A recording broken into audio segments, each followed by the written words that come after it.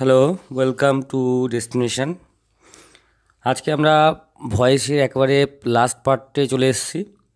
দুটো জিনিসের বাকি আছে করাতে আমার, সেটা হলো এক ইম্পারেটিভ সেন্টেন্স, আর হচ্ছে আরেকটা কথা বলেছিলাম একদম ভয়েসের প্রথম পার্টে, যে অ্যাক্টিভ প্যাসিভ আর তার সাথে আরেকটা ভাগ ছিল ভয়েসে, সেটা হলো কোয়াসি প্যাসিভ। তাহলে এই দুটো জিনিস নিয়ে আজকে আমরা অ্যাকচুয়ালি আলোচনা করব। তাহলে প্রথমে আমাদের চলে আসি ভয়েস ইন ইম্পারেটিভ সেন্টেন্স, অর্থাৎ ইম্পারেটিভ সেন্টেন্সের ভয়েস চেঞ্জগুলো আজকে করব প্রথমে। তো ইম্পারেটিভ সেন্টেন্স কাকে বলে? সেন্টেন্সের আমি ভিডিওতে বলেছি যে আদেশ এবং অনুরোধমূলক যে বাক্য, সেগুলোই হচ্ছে ইম্পারেটিভ সেন্টেন্স। ওকে, তো এইখানে আমার অ্যাক্টিভ কেমন থাকবে? তাহলে অ্যাক্টিভ মানে তোমার টেন্সের ফরম্যাট, অর্থাৎ ইম্পারেটিভ সেন্টেন্সের যে ফরম্যাট, আগে ভার্ব, তারপর হচ্ছে রিমেনিং পার্ট, এবং শেষে ফুলস্টপ, অর্থাৎ ভার্ব দিয়ে এটা স্টার্ট হবে এবং ফুলস্টপ দিয়ে এটা শেষ হবে। ওকে, এইবার এই ইম্পারেটিভে ভয়েস করতে গেলে আমাকে দুটো রুল ফলো করতে হবে।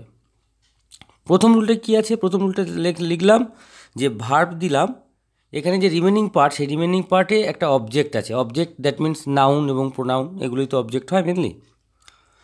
তো ওকে যদি আমরা প্যাসিভ করতে যাই তাহলে কি করব? একদম সুন্দরভাবে এটা মনে রাখতে হবে যে প্রথমে লেট বসাবো, তারপর হচ্ছে এই যে অবজেক্ট অর্থাৎ নাউন বা প্রোনাউন যেটা থাকবে সেটাকে বসাবো, তারপর বি, আর শেষে হচ্ছে ভার্বের থার্ড ফর্ম। অর্থাৎ অ্যাক্টিভ থেকে প্যাসিভে করতে গেলে কিন্তু সবসময় ভার্বের থার্ড ফর্মটাকে বজায় রাখতে হবে। এবার এর যদি নেগেটিভ সেন্টেন্স করি, নেগেটিভ সেন্টেন্সের ক্ষেত্রে শুধু নটটাকে বসাবো লেটের পরে। এমনি নেগেটিভের ক্ষেত্রে অক্সিলারি ভার্বের পরেই তো নট বসে, তো এখানে কিন্তু কী হবে, লেটের পরেই নটটা বসাবো, অর্থাৎ লেট নট, তারপরে আবার অবজেক্ট, তারপর বি, তারপরে V3 যেমন আছে তেমন, আর শেষে হচ্ছে ফুল স্টপ। এবার যদি আমরা এক্সাম্পল দু একটা দেখি তাহলে আমাদের আরও সহজ হয়ে যাবে ব্যাপারটা। কী হলো, যে ডু ইট এগেন। তাহলে এখানে আমার ভার্বটাকে, ভার্ব হচ্ছে ডু, ইটটা হচ্ছে আমার অবজেক্ট অর্থাৎ এটা তো প্রোনাউন, আর এগেনটা রিমেনিং পার্ট। তাহলে আমি সরাসরি লেট নিয়ে আসলাম, লেটের পরে আমি অবজেক্টটাকে বসালাম অর্থাৎ ইট, তারপর বি বসাবো, তবেই আমি ভার্বের থার্ড ফর্ম করতে পারবো অর্থাৎ ডু এর থার্ড ফর্ম ডান, আর রিমেনিং পার্ট এগেন পড়ে থাকবে, শেষে ফুল স্টপ। ওকে, এবার নেগেটিভ সেন্টেন্সের ক্ষেত্রে আমরা তাহলে আরেকটা দেখে নিই যে ঠিক আছে কি না। যেমন ডোন্ট ইট ইট। এইবার এর ক্ষেত্রে কিন্তু আগে আমি লেট বসালাম, কিন্তু লেটের পরেই আমাকে যেহেতু এটা ডোন্ট অর্থাৎ নেগেটিভ সেন্টেন্স শুরু হয়েছে, ইটটা তো মেন ভার্ব, তো নট আনলাম লেটের পর। তারপর আমি অবজেক্টটাকে আইডেন্টিফাই করেছিলাম ইট, সেই ইটটাকে আমি নিয়ে আসলাম প্রথমে, তারপর বি বসালাম, এবং সবার শেষে ভার্বের যে থার্ড ফর্ম অর্থাৎ ইট এট ইটেনটাকে বসিয়ে দিলাম। আর ফুল স্টপ না দিলে কিন্তু এটা কমপ্লিট হবে না। তাহলে দুটো ক্লিয়ার হয়ে গেল। এইবার এর যে দু নম্বর রুলটাকে একটু দেখিয়ে দিই কী আছে। এরও অ্যাক্টিভ শুরু হচ্ছে কি দিয়ে? ভার্ব দিয়ে। ভার্ব ছাড়া কিন্তু ইম্পারেটিভ সেন্টেন্স ইজ ইম্পসিবল, অর্থাৎ ভার্ব দিয়ে শুরু হচ্ছে, কিন্তু এর যে রিমেনিং পার্টটা এটা কিন্তু কোনো অবজেক্ট অর্থাৎ নাউন বা প্রোনাউন নেই। ওকে, তাহলে এর প্যাসিভ আমরা কি করব? একদম একটা জিনিস সুন্দরভাবে আমাকে মনে রাখতে হবে যে এই যে ইউটা হচ্ছে আমি সাবজেক্ট হিসেবে নিয়ে আসলাম, তারপর অক্সিলারি ভার্ব বসালাম আর যদি দেখি যে সেন্টেন্সটা অনুরোধ বোঝাচ্ছে তাহলে সেটা রিকোয়েস্টেড, না হলে যদি সেটা হচ্ছে তোমার অর্ডার বোঝায়, আদেশ বোঝায়, তাহলে অর্ডার্ড, আর যদি উপদেশ বোঝায় তাহলে অ্যাডভাইসড। তাহলে এইখানেই কিন্তু আমার প্যাসিভ হয়ে গেল যে ইউ আর রিকোয়েস্টেড বা অর্ডার্ড বা অ্যাডভাইসড। দেখো ইউটা সাবজেক্ট, এখানে অক্সিলারি ভার্ব আর ভার্বের থার্ড ফর্ম। এবারে আমি তাহলে এই যে অ্যাক্টিভটায় যেটা লেখা ছিল সেটা কী করব, সেটাকে জাস্ট টু এর পরে একটা টু বসাবো, বসিয়ে বাকিটা আমি লিখে দেব। ওকে, তাহলে এবার আমাদেরকে এক্সাম্পলটা দেখলেই বোঝা যাবে যে সঠিক কার্যকরী হয়েছে কি না এটা। দেখো লেখা আছে কাম হিয়ার। তাহলে কাম হিয়ার এখানে কিন্তু আমার ভার্ব দিয়ে শুরু হয়েছে, কিন্তু হিয়ার এখানে কিন্তু মোটেও অবজেক্ট নয়, রিমেনিং পার্টস এটা একটা। আর যদি আমরা পার্টস অফ স্পিচের মধ্যে এটাকে ফেলি তাহলে কিন্তু এটা অবশ্যই অ্যাডভার্ব। তাহলে এখানে আমরা প্যাসিভ কী করে করব? লেট দিয়ে নিশ্চয়ই করব না, যেহেতু এখানে কোনো অবজেক্ট নাউন প্রোনাউন নেই তাই। তাহলে আমরা আগে দেখব যে সেন্টেন্সটা কী ধরনের সেন্টেন্স। এখানে কিন্তু আমাদের দেখে মনে হচ্ছে যেটা আদেশ করা বোঝাচ্ছে। কেউ যদি অনুরোধ মনে করো অনুরোধও বোঝাতে পারে, কিন্তু অনুরোধের ক্ষেত্রে বেশিরভাগ ক্ষেত্রে প্লিজ থাকে। তো যাই হোক, সেটাকে সেই কারণে আমি এটাকে আদেশ হিসেবে নিলাম। তাহলে রুল ওয়াইজ আমার কি হবে? ইউ আর অর্ডার্ড, প্যাসিভ কিন্তু আমার হয়ে গেল। এইবার আমি টুটা দিয়ে বাকি যে অ্যাক্টিভের যে পার্টটা আছে অর্থাৎ কাম হিও সেটাকে আমি বসিয়ে দিলাম। অর্থাৎ অ্যান্সারটা কী হলো? You are ordered to come here. অথবা আরেকটা যদি আমরা দেখি যে প্লিজ দিয়ে আমরা একটা দেখি যে প্লিজ লিভ। এখানে কিন্তু প্লিজটা হচ্ছে বুঝতেই পারছি যে এটা একটা অনুরোধমূলক একটা বাক্য, আর লিভ এখানে শুধু ভার্ব আছে, এর তো কোনো রিমেনিং পার্টই নেই। তাহলে এর প্যাসিভ কী হবে?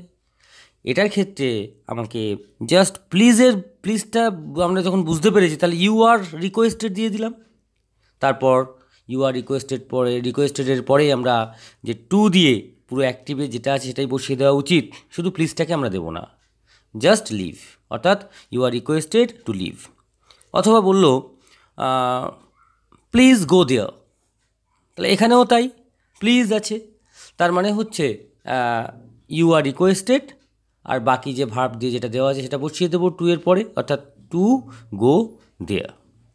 ওকে, তাহলে তো আমার ইম্পারেটিভের একদমই ইজি একটা ভয়েস, সুতরাং এটাতে আমাদের অসুবিধা হওয়ার কথা নয়। আর লাস্ট যে পোর্শনটা পড়ে আছে সেটা হচ্ছে কোয়াসি প্যাসিভ। কোয়াসি প্যাসিভ কি? দেখো, কোয়াসি প্যাসিভ দেখতে অ্যাক্টিভের মতো, অর্থাৎ ফরম্যাট হিসেবে দেখলে অ্যাক্টিভই লাগে, কিন্তু এর সেন্সটা কিন্তু সম্পূর্ণভাবে প্যাসিভ, অর্থাৎ অর্থের দিক থেকে সম্পূর্ণ প্যাসিভ। যেমন আমি একটা এমনি নর্মালি বলি যে ছোটো থেকে আমরা শুনেও আসছি যে হানি টেস্ট সুইট, অর্থাৎ মধু খেতে মিষ্টি। তাহলে মধু এই যে খেতে মিষ্টি, এটা তো দেখে মনে হচ্ছে যে অ্যাক্টিভে আছে, কিন্তু এর সেন্সটা কি, অর্থাৎ এর অর্থটা কি? যে আমরা মধুটা মিষ্টি আমাদের কখন মনে হয়? যখন কিন্তু আমরা খাই। তাহলে আমার প্যাসিভ হচ্ছে হয়ে গেল আমার সেন্সে। এবারে আমরা যদি করি তাহলে বুঝতে পারবো যে এর কোনো অ্যাকচুয়াল কোনো রুল ওরকম নেই, কিন্তু একটা দুটো দেখলেই বুঝতে পারবে কি হচ্ছে। প্রথমে এটাই লিখলাম, হানি টেস্ট সুইট। অর্থাৎ এখানে আমাকে কি আইডেন্টিফাই করতে হবে, এই কথাগুলো কিন্তু ভীষণভাবে মনে রাখবে। এখানে আইডেন্টিফাই করতে হবে মেন ভার্বটাকে, ঠিক আছে? এবং মেন ভার্বটাকে আমি যখন আইডেন্টিফাই করা হয়ে গেল, এবার আমি যখন প্যাসিভ করব তখন ওই মেন ভার্বের বদলে ওখানে আমি অ্যাম ইজ আর, যেটা আমার সুইটেবল সেটা দেব। দেওয়ার পর পুরো অ্যাক্টিভটা লেখা হয়ে গেল, অর্থাৎ হানি ইজ সুইট। তারপর হোয়েন দিয়ে ইট দেব, আবার ইজ দেব, আর যে ভার্বটাকে আমি রেখেছিলাম ওই ভার্বটা থার্ড ফর্ম দেব, ঠিক আছে? অর্থাৎ রুলটা তাহলে আমার কী দাঁড়ালো? অর্থাৎ অ্যাক্টিভে আমাকে আগে আইডেন্টিফাই করতে হবে মেন ভার্বটা, সেই মেন ভার্বের বদলে আমরা প্যাসিভে কী দেবো, অ্যামিজারের মধ্যে যে কোনো একটা দিয়ে দেবো, তারপরে অ্যাক্টিভে যেটা লেখা আছে সেটা পুরোটা লিখব। তারপর আমরা হোয়েন ইট ইজ দিয়ে ওই যে মেন ভার্বটাকে আমরা তুলে নিয়েছিলাম সেই মেন ভার্বের থার্ড ফর্ম করে দেবো, ঠিক আছে? চলো আরও দুটো এক্সাম্পল দেখে নাও কি বলছে। ইট সাউন্ডস গুড, অর্থাৎ এরও ক্ষেত্রে আমাকে আগে কী করতে হবে, ভার্বটাকে আইডেন্টিফাই করতে হবে, ভার্বটা কী আছে, সাউন্ডস। তাহলে এর বদলে আমরা প্যাসিভে কি বসাবো, ইজ বসাবো, অর্থাৎ ইট ইজ গুড। তারপর আমার যেটা আমার রুলে আছে যে হোয়েন ইট ইজ সাউন্ডেড যে থার্ড ফর্ম সাউন্ডেড। ওকে, আর লাস্ট একটা এক্সাম্পল দেখে নাও, দ্য ফ্লাওয়ার স্মেলস সুইট। তাহলে এর ক্ষেত্রেও কী করব, আমরা আগে ভার্বটাকে আইডেন্টিফাই করব, অর্থাৎ স্মেলস। এরপর যখন আমরা প্যাসিভ করব এই স্মেলসের বদলে আমরা সেখানে বসাবো ইজ, অর্থাৎ দ্য ফ্লাওয়ার ইজ সুইট হয়ে গেল। এবার রুল ওয়াইজ তাহলে হোয়েন ইট ইজ আর ভার্বের যে আমরা আইডেন্টিফাই করেছিলাম সেই ভার্বের থার্ড ফর্ম অর্থাৎ স্মেলড। ওকে, এবারে আমি দু একটা লাস্ট ভয়েস দেখাবো, যেটা দেখো একটু অন্য ধরনের, যেখানে কোনো অ্যাকচুয়াল কোনো কমপ্লিমেন্ট নেই, উইদাউট কমপ্লিমেন্ট। যেমন দ্য কাউ ইজ মিল্কিং। দেখো এটাকে আমাকে সেন্সে ভালো করে বুঝতে হবে যে গরু তো দুধ দিচ্ছে, কিন্তু গরু তো নিজে নিজে দুধ দিতে পারে না, তার দুধটা দুইয়ে নিতে হয়। তার মানে দ্য কাউটা এখানে সাবজেক্ট আছে, ইজ এখানে অক্সিলারি ভার্ব, আর মিল্কিং তো মেন ভার্বের সাথে আইএনজি যোগ করে, কিন্তু এর কোনো কমপ্লিমেন্ট নেই। এই ক্ষেত্রে কী হবে, জাস্ট দ্য কাউটা আমি বসালাম, তারপর নিশ্চয়ই আমরা এটা বুঝতে পারছি দেখে যেটা হচ্ছে কন্টিনিউয়াস টেন্স, অর্থাৎ অক্সিলারি ভার্ব নিজেরগুলোর মধ্যেই বসে যাবে, অর্থাৎ ইজ বসালাম, শুধু আইএনজির বদলে বিইআইএনজি বসালাম, আর ভার্বের থার্ড ফর্ম মিল্কড। ওকে, বা দ্য ড্রাম ইজ বিটিং, অর্থাৎ ড্রামটা বাজছে, কিন্তু ড্রামটা অ্যাকচুয়াল তো নিজে বাজতে পারে না, ওকে বাজানো হয়। সুতরাং তখন কি হবে, দ্য ড্রামটা আমি বসালাম, এবং এরপরে এটাও সেই একই জিনিস, এর নিজের অক্সিলারি ভার্বগুলোর মধ্যেই বসে গেল। ইজ বিটিংয়ের আইএনজিটা বিইং হয়ে গেল, আর বিটের থার্ড ফর্ম বিটেন। ওকে, তাহলে এটা কিন্তু মনে রাখতে হবে। এটা আমি জাস্ট একটু দেখিয়ে দিলাম, এটা উইদাউট কমপ্লিমেন্টে একটা ভয়েস দেখালাম, যেটাতে আমাকে সেন্স হিসেবে কাজ করাতে হবে, যে জিনিসটা নিজে করতে পারে না, যেটা থেকে করাতে হয়, ঠিক আছে, তার ক্ষেত্রে কিন্তু এই রুলটা প্রযোজ্য। ওকে, তো এর ব্যবহার অতটাও নেই, তবুও নেই বলা ভুল, বিশেষ করে কম্পিটিটিভ এক্সামের জন্য এগুলোই কিন্তু ভাইটাল। ওকে, তাহলে ভয়েসের পার্ট আমি পুরো কমপ্লিট করে দিলাম। এবার যত প্র্যাকটিস করবে এবং রুলগুলোকে বারবার রিভাইজ করবে, তত আরও বেশি করে ভয়েস চেঞ্জ করতে পারবে। ওকে, থ্যাংক ইউ।